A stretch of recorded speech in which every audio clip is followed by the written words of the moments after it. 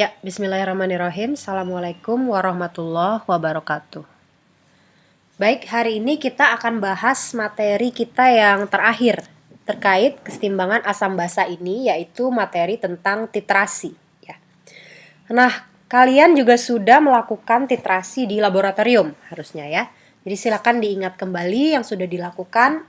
Pada prinsipnya titrasi ini adalah salah satu cara kita dapat menentukan konsentrasi zat yang kita ingin analisis. Biasanya caranya adalah zat tersebut kita masukkan ke dalam sebuah gelas kimia ya, jangan lupa yang sudah kalian lakukan. Itu namanya adalah titrat atau ada juga yang menyebut analit. Dan kemudian zat ini kita tambahkan suatu senyawa lain yang kita sudah tahu konsentrasinya secara pasti, yang kita sebut sebagai titran ya, yang biasanya kita letakkan di dalam sebuah alat gelas yang kita namakan buret. Jadi titran ada di buret, titrat atau analit ada di bawahnya, siap ditambahkan perlahan-lahan cairan yang ada di buret. Nah, cairan yang ada di buret itu harus diketahui konsentrasinya secara pasti. Artinya, sebaik-baiknya konsentrasinya itu sampai ketelitian 4 angka di belakang koma. Misalnya NaOH konsentrasinya 0,1024 molar gitu ya. Sehingga penentuan konsentrasi titrat juga nanti akan berlangsung secara akurat. Nah, ada beberapa istilah yang kamu harus familiar. Yang pertama namanya adalah titik ekivalen. Titik ekivalen merupakan volume titran yang diperlukan agar mol titran itu sama dengan mol titrat. Itu artinya ekimolar ya. Ekivalennya atau molnya itu sama untuk titran dan titrat. Kemudian ada lagi istilah endpoint atau titik akhir. Nah, titik akhir ini adalah suatu volume yang dibutuhkan untuk mengakhiri titrasi ya, saat sudah tercapai suatu rasio stoikiometrik dari reaktannya. Nah, titik akhir titrasi ini umumnya tidak bisa kita tentukan begitu saja. Sebab reaksinya itu kadang-kadang tidak menghasilkan produk yang berwarna. Contohnya, misalnya titrasi sederhana HCl dengan titran NaOH. Nah, ini akan menghasilkan NaCl dan H2O. Silakan kalian tuliskan reaksinya ya sambil mengikuti kuliah ini. NaCl itu adalah larutan garam tidak berwarna, H2O juga tidak berwarna. Makanya nanti kita akan pelajari pentingnya yang dinamakan penambahan indikator ya. Suatu zat yang apabila pH-nya berubah, warnanya pun nanti akan berubah. Nah, ini adalah suatu kurva titrasi ya. Kurva titrasi itu diplot suatu pH sebagai sumbu Y-nya. pH apa ini? pH-nya analit ya. pH dari yang kita ingin analisis, yang kita letakkan di gelas kimia. Dan ini adalah volume titran, yaitu volume zat yang kita letakkan di dalam buret. Nah, untuk titrasi suatu asam lemah, asam astat atau cuka, tentu awalnya pH-nya akan rendah karena dia asam ya, asam asetat. Kemudian kita tambahkan NaOH secara perlahan, maka pH-nya akan naik sedikit sampai nanti akan terjadi suatu lonjakan yang drastis, dan setelah itu nanti dia akan menuju datar kembali. Nah, sumbu X tentu saja adalah volume dari titran yang kita tambahkan. Kita tambahkan sedikit, pH-nya naik sedikit, sampai di satu titik ada volume tertentu, katakan misalkan sekitar 25 ini ya, dia melonjak drastis seperti ini. Nah, volume 25 ini kita namakan volume ekivalen ya, dan di sini adalah tercapai titik ekivalen. Mengapa kurvanya seperti ini? Nanti akan saya jelaskan dengan tulisan ya supaya lebih terbayang. Sekarang kita lihat berbagai contoh kurva titrasi dulu saja. Nah,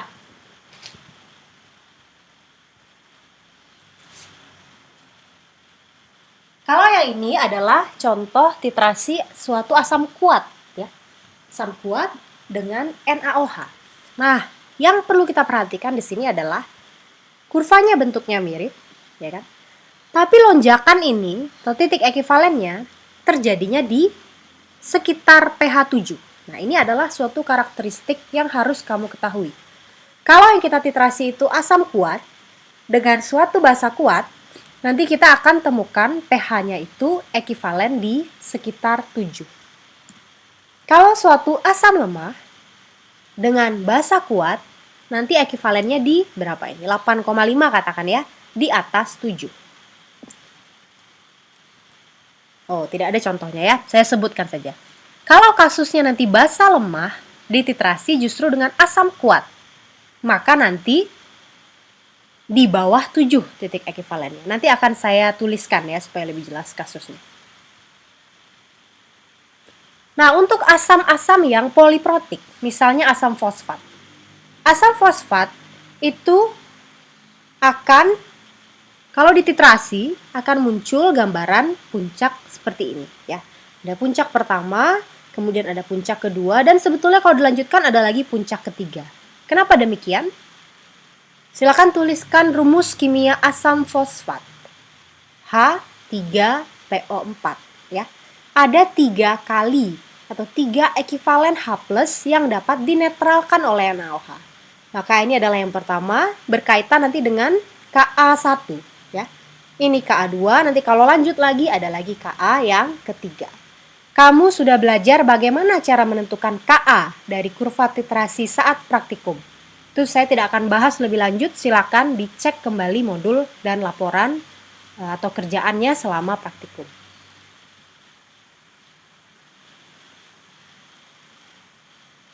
Oke, untuk materi reaksi asam dan basa, ini kita sudah sempat bahas ya.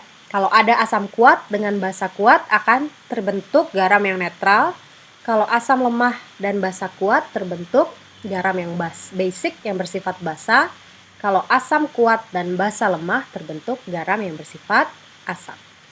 Kalau kedua-duanya lemah, maka lihat Ka dan Kb mana yang dominan. Tapi ini tidak akan kita bahas terlalu banyak di skop kimia dasar ya. Biasanya 3 kasus yang di atas saja. Nah, bagaimana cara kita mengetahui atau menghitung berapa misalnya volume ekivalen? Ya. Lalu berapa pH saat titik ekivalen atau volume ekivalen itu tercapai? Ini adalah kiatnya atau step-stepnya gitu ya. Saya akan bahas lebih jelas, akan saya tulis ya di bagian yang sesudah ini.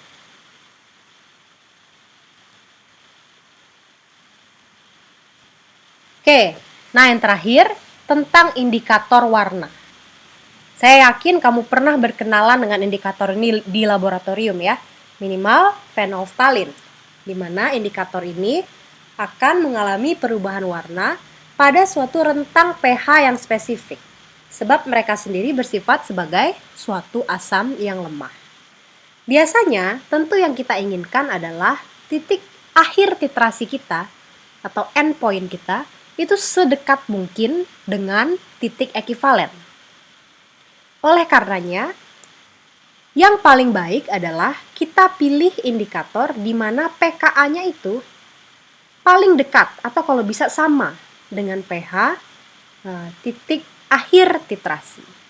Titrasi yang benar, atau titrasi yang baik itu adalah titrasi yang titik akhirnya atau volume saat warna indikator itu berubah sedekat mungkin, kalau perlu sama ya dengan titik ekivalen, di mana mol asam sama dengan mol basa. Nah, masing-masing indikator itu memiliki namanya rentang kerja indikator. Bagaimana cara kita memilih indikator yang benar? Pertama, kita cek dulu berapa pH ekivalen dari sistem titrasi kita.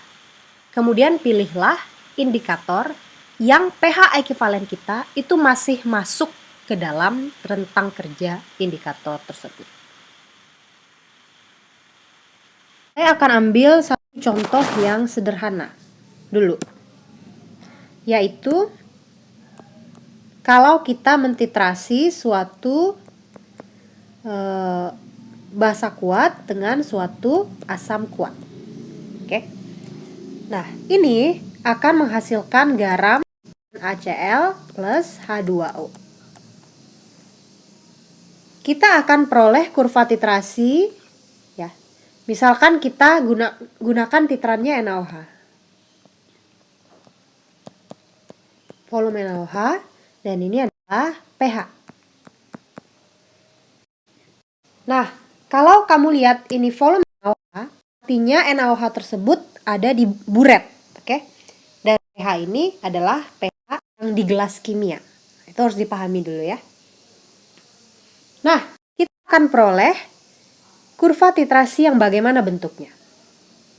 Awalnya ini saya tanya dulu, saya mulai dari atas atau saya mulai dari bawah? Apa yang ada di gelas kimia pada saat awal? Ingat, VNaOH itu artinya V titran ya. Titran yang ada di buret. Berarti yang ada di gelas kimia adalah HCl. Oke? Sehingga saat kita mulai pasti pH-nya rendah dulu. Oke? Lalu saya tambahkan NaOH perlahan-lahan. Maka saya akan peroleh kurva nanti seperti ini. Di mana ini adalah titik ekivalennya dan pH ini akan sama dengan 7. Ya. Nah, sekarang pertanyaannya, dari mana kita bisa yakin bahwa pH-nya itu sama atau sekitar 7? Untuk menjawab ini, kita perlu tinjau reaksi-reaksi yang terjadi di 3 titik. Titik sebelum titik ekivalen, pada titik ekivalen, dan setelah titik ekivalen. Sebelum titik ekivalen, apa yang terjadi? Poin A, ya. Di sini ya, poin A. Reaksinya itu saja.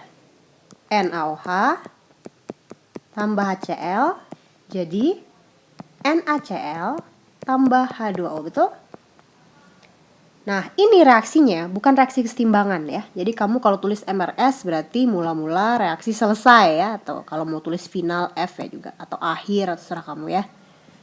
Nah, perhatikan di sini bukan reaksi kesetimbangan dan kita berbicara tentang dua sistem yang berbeda. HCl-nya di dalam analit dengan volume dia yang tertentu, NaOH-nya di dalam buret dengan volume yang tertentu juga yang kita tambahkan, gitu kan ya.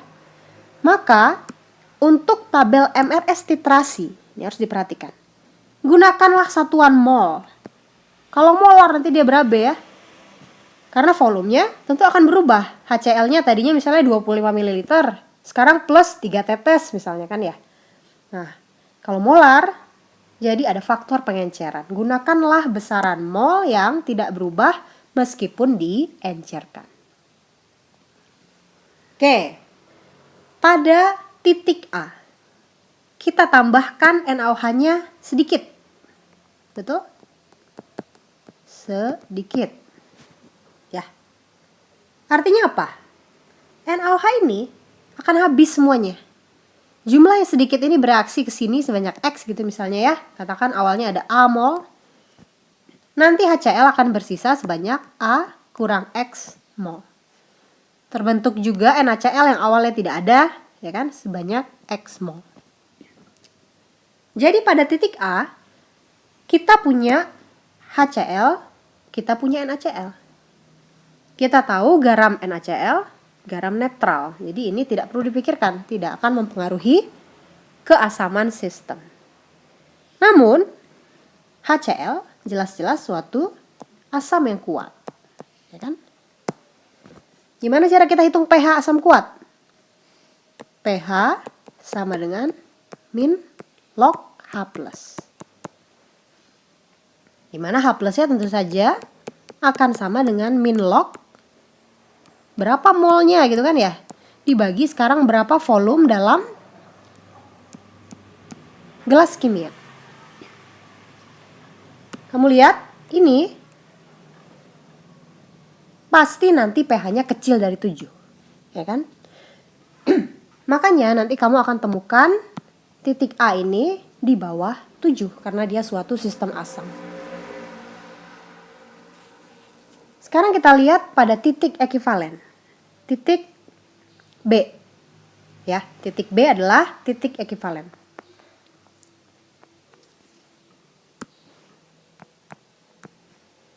Reaksinya sama persis.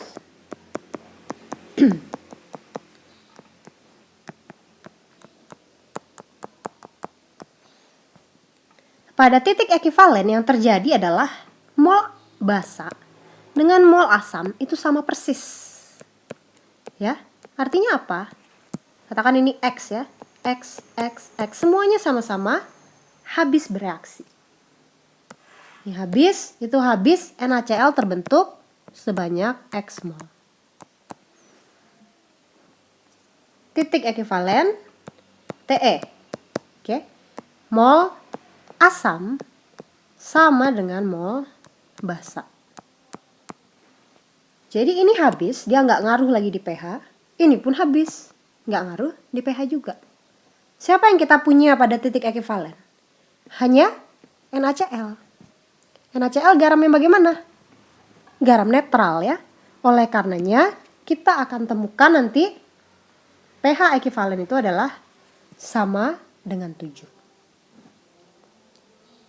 Oke. Sekarang kita lihat poin C.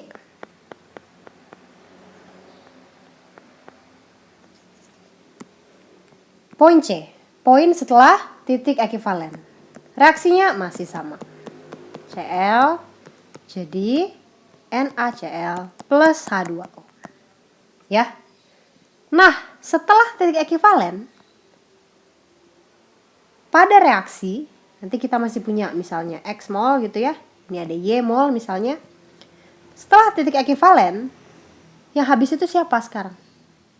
Asamnya ya. Baru kita tambahkan NaOH yang berlebih.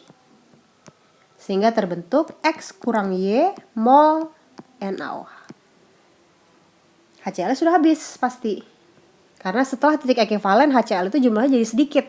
Ya kan? Yang berlebih NaOH terus menerus kita teteskan. Sehingga setelah titik ekivalen kita bisa menghitung POH. Sama dengan min log OH minus. Ya kan? Sama dengan min log X kurang Y, nanti volumenya tetap volume asam ya, volume dalam gelas kimia.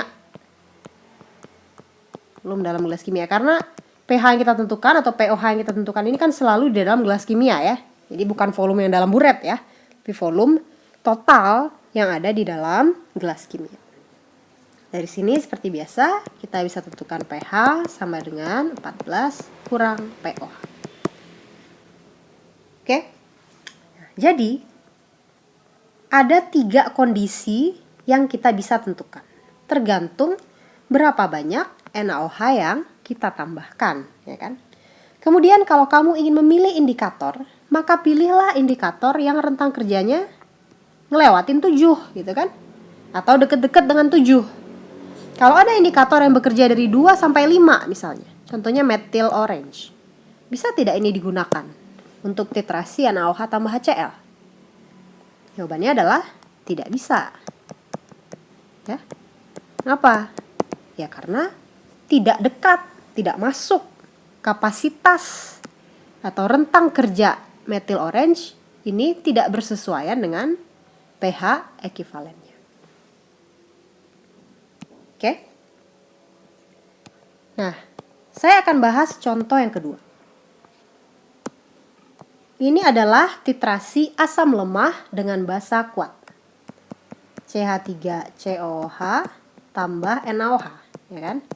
Ini jadi CH3COONa tambah H2O. Oke? Nah, ini nanti kamu akan temukan seperti biasa titrannya NaOH ya. Ini pH. Nanti kurva titrasinya begitu. Coba ya.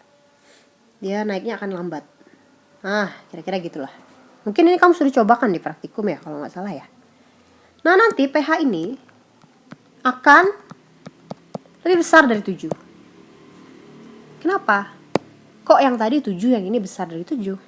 Ya kan? Untuk menganalisisnya, kita lihat lagi 3 titik. sebelum titik ekuivalen, pada titik ekuivalen, dan setelah titik ekuivalen.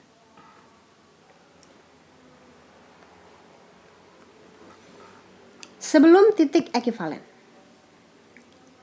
siapa saja yang kita punya?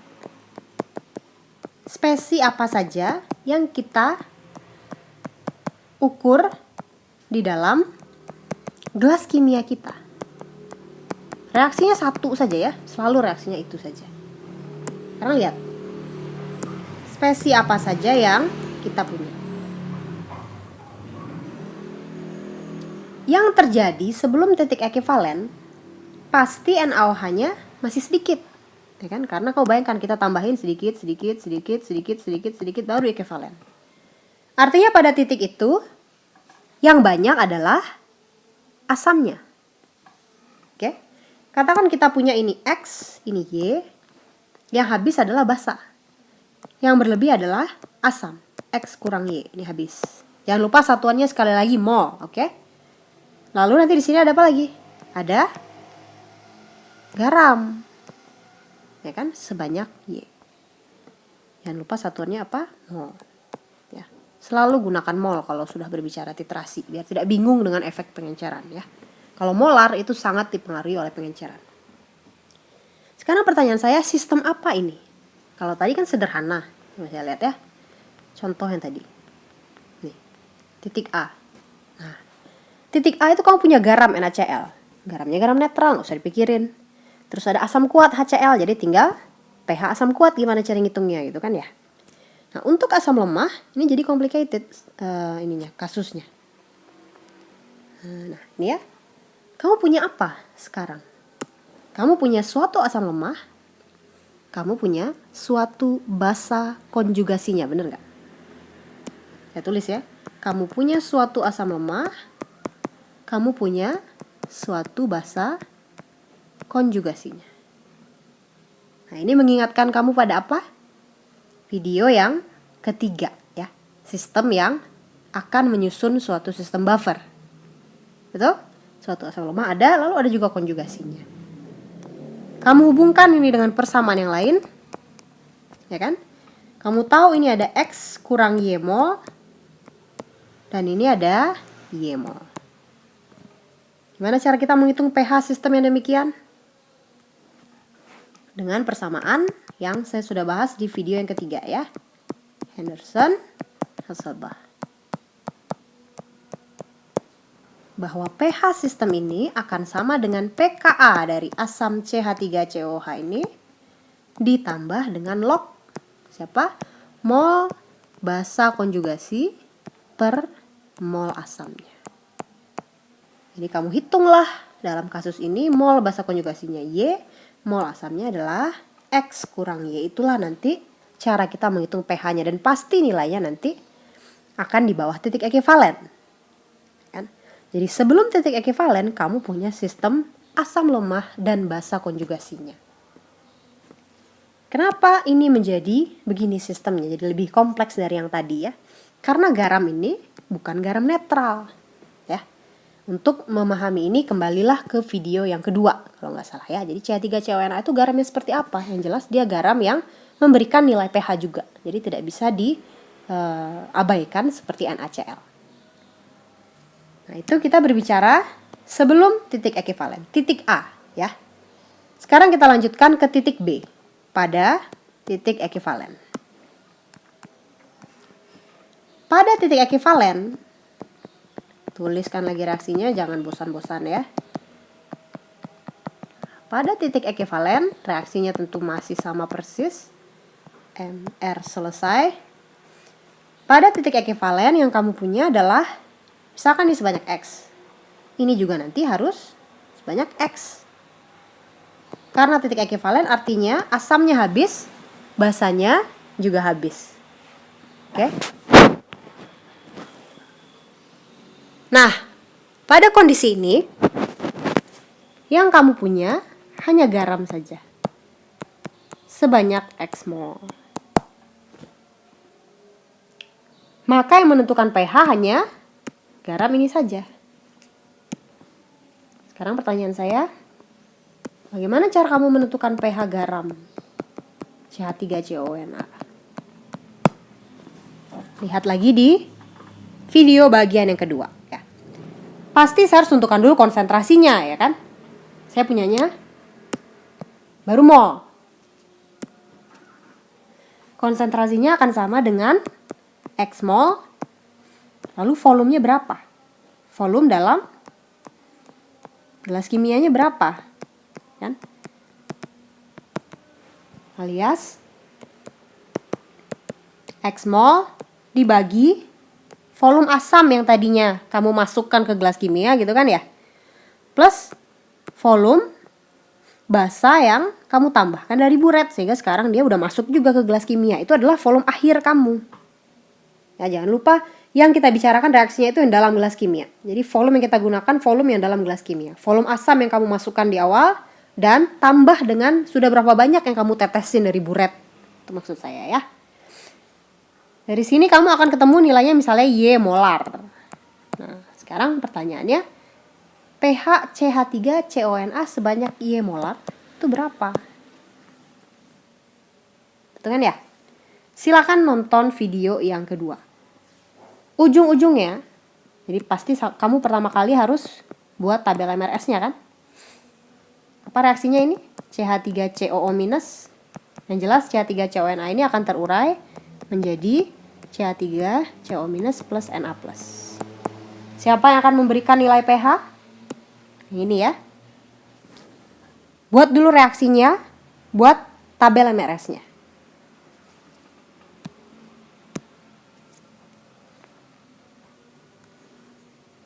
CH3COO minus. Ini sifatnya asam atau basa. Nah, kalau kamu belum paham, kembali lagi ke video kedua. Oke? Saya akan langsung tuliskan reaksinya. Ini adalah suatu basa. Kenapa? Nah, kamu lihat lagi video yang kedua. Kalau kamu punya Y molar, ini akan berkurang sebanyak X. Ini akan terbentuk sebanyak X, sebanyak X. Sorry, ini ada yang salah ini. Ini harusnya OH minus ya. Maaf. Tak mungkin H2O ya. OH minus. Y kurang X, X, X. K apa yang kita bisa susun? KB atau KA? Karena reaksinya reaksi basa, maka yang kita susun adalah KB. Ya kan? Taunya dari mana reaksi basa? Karena dia menghasilkan OH minus seperti yang saya lingkari warna merah itu ya. KB sama dengan X kuadrat Y kurang X. Y ini angka ya, jadi jangan dipikirkan dua variabel, bukan gitu ya. Contohnya secara general Y itu akan nanti angka konsentrasi dari garamnya. Maka X alias OH minus ya, akan sama dengan akar KB kali Y. Kok bisa begini?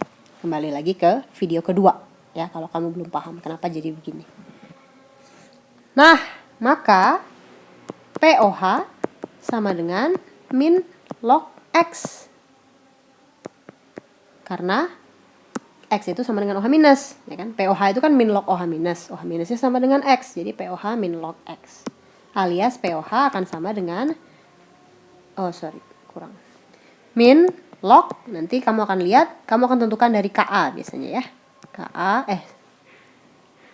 KW dulu,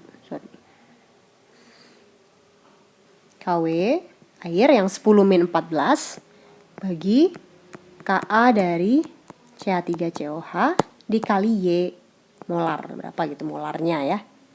Nah, dari sini kamu bisa tentukan berapa nilai pOH-nya, lalu kamu convert jadi pH. Nah, nilai ini nanti akan lebih besar dari 7. Ya. Itulah kenapa nanti kamu akan temukan di kurva titrasinya, titik ekivalennya nanti besar dari 7. Karena pada titik ekivalen, itu yang terdapat adalah suatu garam, CH3CONA. Dan garam itu merupakan garam yang basa. Beda dengan NaCl yang tadi, yang merupakan garam yang netral. Oke? Nah, yang terakhir di titik C. Titik setelah titik ekivalen. tuliskan lagi. Ya. COH plus NaOH jadi CH3 CONA plus H2O. Nah, kalau setelah titik ekivalen, siapa yang berlebih? Kamu punya Y, punya X misalnya, kayak tadi.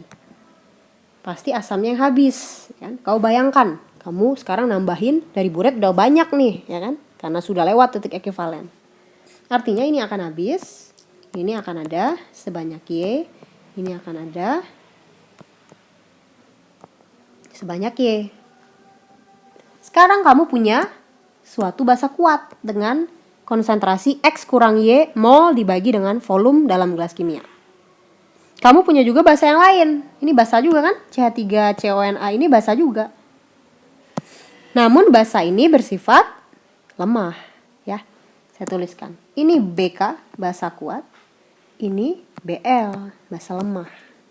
Sehingga efek pH dari garam ini, OH- yang dihasilkan itu akan sangat kecil, ya kan, daripada OH- yang dihasilkan oleh basa yang kuat. Jadi menghitung pH-nya sederhana saja. POH langsung min log X kurang Y per berapa volume campuran, ya, volume campuran reaksi atau volume dalam gelas kimia, itu sama saja. Yang ini sebenarnya ngaruh juga, ada OH- juga. Tapi karena jumlahnya sangat kecil dibandingkan NaOH yang sangat kuat, maka dia dapat diabaikan. Menghitung pOH-nya sederhana saja. Yang jelas pasti pH-nya akan sangat tinggi, ya, karena NaOH adalah basa yang kuat. Lebih dari 9 sampai nanti kurvanya akan terlihat ya seperti ini. Naik terus, ya, lebih dari 9 sampai nanti kurang lebih datar saat reaksinya semua sudah terhenti. Oke, nah berdasarkan itu saya ingin kamu analisis sendiri. Buatkan kondisi di 3 titik itu, ya, untuk kasus yang terakhir. Pembahasan kita 3 ini saja. Asam kuat, basa kuat, asam lemah, basa kuat, dan yang terakhir basa lemah dan asam kuat. Contohnya, saya titrasi NH3 dengan HCl. Reaksinya saya kasih NH4Cl, ya kan? Ini kurva titrasinya. Volumenya sekarang volume HCl. Perhatikan, bukan NH3, ya.